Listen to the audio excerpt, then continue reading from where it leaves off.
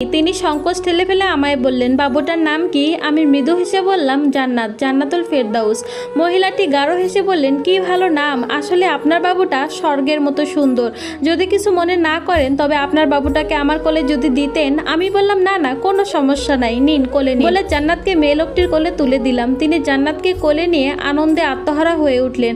গালে কপালে চুমু খেতে খেতে কত কত মিষ্টি কথা যে বললেন। তারপর জড়ো জড়ো করে হঠাৎ করে কেঁদে উঠলেন। আমি বড় অবাক হয়ে বললাম, কি হয়েছে দিদি, কি হয়েছে? তিনি এক দীর্ঘশ্বাস টেনে ভেজা গলায় বললেন, আজ 30 বছর হয়ে এলো আমরা সংসার করছি, এখন অবধি একটা সন্তানের মুখ দেখতে পারলাম না।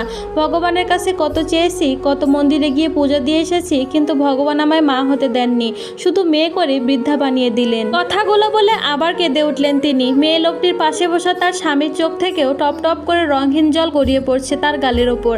আমার স্বামীকে দেখছি কেমন হতবাক হয়ে তাকিয়ে আছে এই একজোড়া সন্তানহীন দম্পতির দিকে।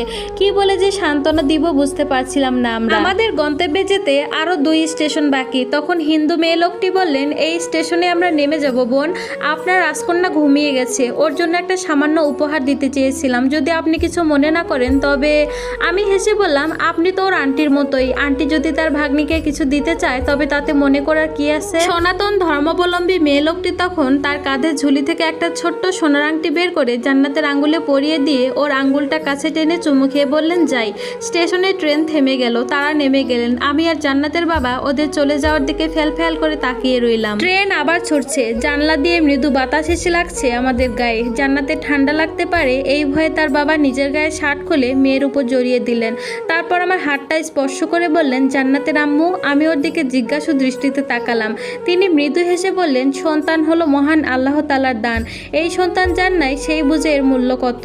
মায়ের কাছে কিংবা বাবার কাছে ছেলে মেয়ে, অন্ধ, হাত পা ভাঙা নামের কোনো সন্তান নেই। মা বাবার কাছে সন্তান মানে শুধুই তার রাজপুত্র কিংবা রাজকন্যা। জান্নাতের আব্বুর দিকে আমি তাকিয়ে রইলাম। ওর চোখে মুখে যে আনন্দের দূরটি আমি